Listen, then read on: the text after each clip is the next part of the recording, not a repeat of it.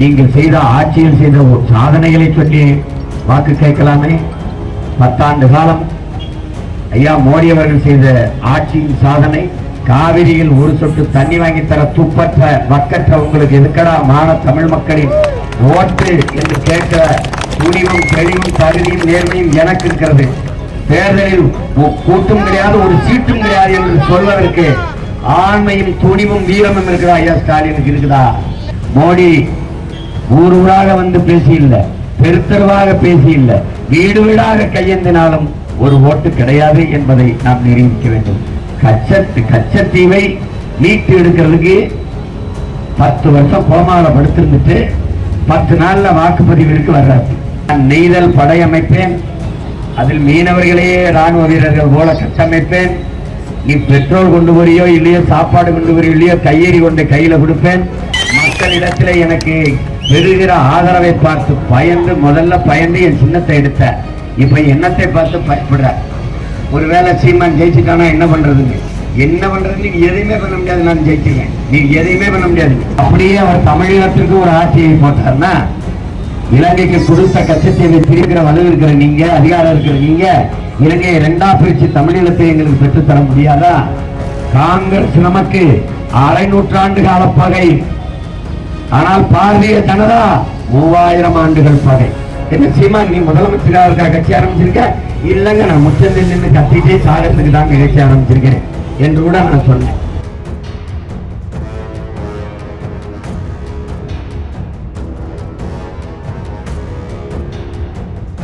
யார் யாருக்கோ ஓட்டு போட்டு ஏமாந்து போன என் இன சொந்தங்கள் சொந்த பிள்ளைகளுக்கு நம்பிக்கையோடு வாக்கு தருவார்கள் என்ற உறுதியில் தான் இந்த களத்திலே உங்கள் பிள்ளைகள் வந்து நிற்கிறோம். இங்கே தேர்தலில் இருக்கிற கட்சிகளை நீங்கள் கவனத்தில் எடுத்து பாருங்கள், எங்களையும் கவனி. எல்லோருமே கூட்டணி தான். பெரிய கட்சி என்கிறார்கள் திமுக, பெரிய கட்சி என்கிறார்கள் அதிமுக, நாட்டையே ஆண்டு விட்டோம் என்கிறார்கள் பாரதிய ஜனதா. ஆனால் தனிச்சு நிற்க பயப்படுவதையே.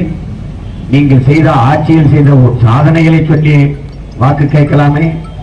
10 ஆண்டு காலம் ஐயா மோடி அவர்கள் செய்த ஆட்சியின் சாதனை, காங்கிரஸ் அதற்கு முன்பு 10 ஆண்டு காலம் செய்த ஆட்சியின் சாதனை, ஐயா மன்மோகன் சிங் ஆட்சியிலே நாங்கள் இதெல்லாம் செய்திருக்கிறோம், தமிழ்நாட்டிற்கு இவ்வளவு பண்ணியிருக்கிறோம் என்று காவிரியில் ஒரு சொட்டு தண்ணி வாங்கி தர துப்பற்ற வக்கற்ற உங்களுக்கு எதுக்கடா மான தமிழ் மக்களின் ஓட்டு என்று கேட்க துணிவும் தெளிவும் தகுதியும் நேர்மையும் எனக்கு இருக்கிறது. இதுல போட்டியிடுகிற ஒரு கட்சிக்கு இருக்குதா? ஒரே ஒரு கட்சிக்கு. தரம் மறுக்கிற காங்கிரசுக்கு ஒரு சொட்டு தண்ணி தர மாட்டேன் என்கிறாய். உன்னோடு தேர்தலில் கூட்டும் கிடையாது, ஒரு சீட்டும் கிடையாது என்று சொல்வதற்கு ஆண்மையும் துணிவும் வீரமும் இருக்கிறதா ஐயா ஸ்டாலினுக்கு இருக்குதா? தமிழனுக்கு தண்ணி தராத கட்சிக்கு நீ ஏன் சீட்டு கொடுத்த? சீட்டை கொடுத்துட்டு எப்படி தமிழன் தெருவில் வந்து தண்ணி நீ ஓட்டு கட்டுக்கு நிக்கிறீங்க எப்படி கேட்கிறீங்க? அப்ப நாங்க மானங்கட்டவர்கள் நினைச்சுட்டானே. காலங்காலமா எல்லாத்தையும் மறந்துட்டு ஓட்டு போட்டதுனால 10 சீட்டு.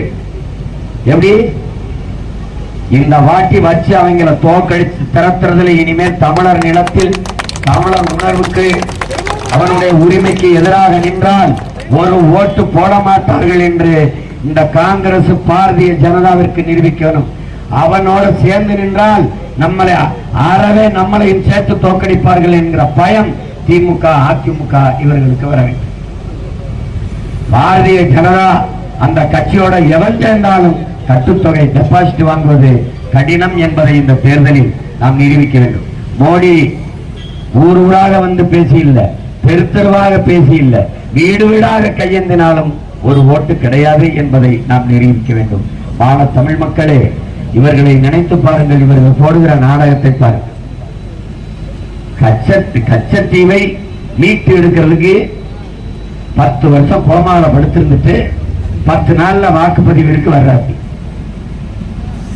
என்ன கொடுமை பாருங்க. அது அண்ணாமலை ஆட்சியில ஓட்டு எடுத்து கொடுத்தாராம். இப்பதான் கச்சத்தீவு நம்மகிட்ட இல்லைன்னே அவங்களுக்கு தெரியுது. கச்சத்தீவு நமக்குன்னு இருந்த கடல் எல்லை தூரம், அவனுக்கு இருந்த கடல் எல்லை அவனுக்கு அதிகம்னு 13 வருஷமா பிரிச்சுவாரு. நான் நெய்தல் படை அமைப்பேன், அதில் மீனவர்களையே ராணுவ வீரர்கள் போல கட்டமைப்பேன். நீ பெட்ரோல் கொண்டு வரியோ இல்லையோ, சாப்பாடு கொண்டு வரியோ இல்லையோ, கையெறி கொண்டு கையில கொடுப்பேன், தொட்டான்னா தூக்குடா, இன்டர்நேஷனல் இஷ்யூ வாங்கடா, நீதியை நான் பார்த்துக்கிறேன்னு சொன்ன பிறகு மக்களிடத்துல எனக்கு பெறுகிற ஆதரவை பார்த்து முதல்ல பயந்து என் சின்னத்தை எடுத்த. இப்ப என்னத்தை பார்த்து பயப்படுற. ஒருவேளை சீமான் ஜெயிச்சுட்டானா என்ன பண்றதுன்னு எதையுமே பண்ண முடியாது. நான் ஜெயிச்சிருவேன், நீ எதையுமே பண்ண முடியாது. கச்சத்தீவை மீட்க போறாங்க. 6 மாசத்துக்கு முன்னாடி ஹோம் மினிஸ்டருக்கு அமித்ஷாவுக்கு நான் எழுதின கடிதம் இருக்கு, நாளைக்கு பத்திரிகையாட்ட காட்ட போறேன். 6 மாசத்துக்கு முன்னாடியே நான் எழுதிட்டேன், கச்சத்தீவை நீங்க மீட்டு தாருங்கள்னு. ஒரு வேண்டுகோள் விண்ணப்பம் வச்சு எழுதிட்டேன். அப்ப உங்களுக்கு தெரியலையா அது அது கச்சத்தீவை மீட்கணும்னு. தேர்தல் வரும்போதுதான் ஆட்சியை எடுத்தார் வர அண்ணாமலை. அப்படியே அவர் தமிழகத்திற்கு ஒரு ஆட்சியை போட்டார்னா, இலங்கைக்கு கொடுத்த கச்சத்தீவை பிரிக்கிற வலு இருக்கிற நீங்க, அதிகாரம் இருக்கிற நீங்க, இலங்கையை 2ஆ பிரிச்சு தமிழீழத்தை எங்களுக்கு பெற்றுத்தர முடியாதா? முடியுமில்ல? அவ்வளவு அக்கறை என் இனத்தின் மீது உங்களுக்கு இருந்தால் இதையும் செய்யலாம்ல.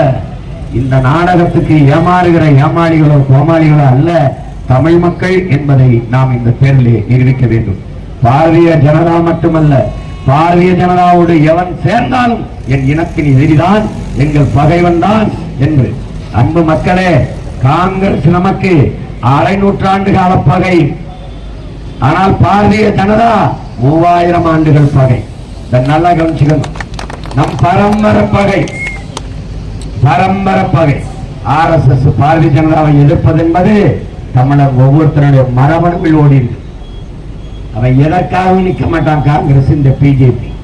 நீண்ட விஷ செடியை உன் நிலத்தில் முளைக்க விட்டுறாத. அவன் நம் நிலத்தை நஞ்சாக்குற பாட்டினிய செடி, சீம கருவேல மரம், அதையாவது வெட்டி அடுப்பறிக்கலாம். இவங்களை எதையும் செய்ய முடியாது. நான் யார்? கருணாநிதி வாரிசா இல்ல உதயநிதி போல ஸ்டாலினின் வாரிசா? இல்ல எங்க அப்பா அமைச்சரா இருந்து நான் எம்பி ஆனா எப்படி கட்சி பாருங்க. மகன் எம்பி, அப்பா இங்க அமைச்சர். மகன் இங்கே எம்பி, அப்பா அங்க அமைச்சரா இருப்பார்.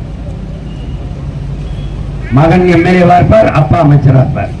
இந்த இவர் இருக்காரு பாருங்க, இந்த ஸ்டாலின், அவர் பேரரசர், குருமன்னர்கள் யாருன்னா KKSR ஒரு குருமன்னர், நேரு ஐயா ஒரு குருமன்னர். இந்த ஒவ்வொருத்தரும் அவர் வருவார், அப்புறம் அவர் மகன் வருவார், அப்புறம் அவர் வருவார், அவர் மகன் வருவார். வழிவெளியே பட்டம் சூட்டி ஆழ்வார்கள். நாம் என்ன பண்றது? நடுத்தர்கள் நின்று கத்திக்கிட்டு செத்து போக வேண்டியதான். என்னை கேட்டா வருதான், என்ன சீமான் நீ முதலமைச்சராக இருக்கா கட்சி ஆரம்பிச்சிருக்க? இல்லைங்க, நான் முச்சந்தில் நின்று கத்திட்டே சாகத்துக்கு தான் நிகழ்ச்சி ஆரம்பிச்சிருக்கேன் என்று கூட நான் சொன்னேன். நான் எழுப்புகிற கேள்விக்கு எவர்கிட்டையும் பதில் கிடையாது. மோடி கிட்டையும் கிடையாது, ராகுல் கிட்டையும் கிடையாது, ஐயா ஸ்டாலின் கிட்டையும் கிடையாது, ஐயா எடப்பாடி கிட்டையும் கிடையாது, ஒருத்தட்டையும் கிடையாது. ஒருத்தட்டும் கிடையாது. ஏதாவது பேசினா தானே, பேசுறதுக்கு எதுவும் இல்லை. உதயநிதி ஒரு கதை காட்ட வேண்டியது, இவர் ஒரு படத்தை காட்ட வேண்டியது, அவர் ஒரு படத்தை காட்ட வேண்டியது. என் தம்பி மதுரை முத்து காமெடி அதிகமா கேட்டுவிட்டு, தம்பி உதயநிதி ஸ்டாலின் அவர் மாதிரியே ப்ராஃபிட் காமெடி பண்ணிட்டு இருக்காங்க. அது நான் அப்படியே சொன்னேன், தம்பி இந்த ஆட்டம் ரொம்ப நல்லா வரல, உடம்பு போய் உட்காரு, பெரியவங்க விளையாண்டுட்டு இருக்காங்க.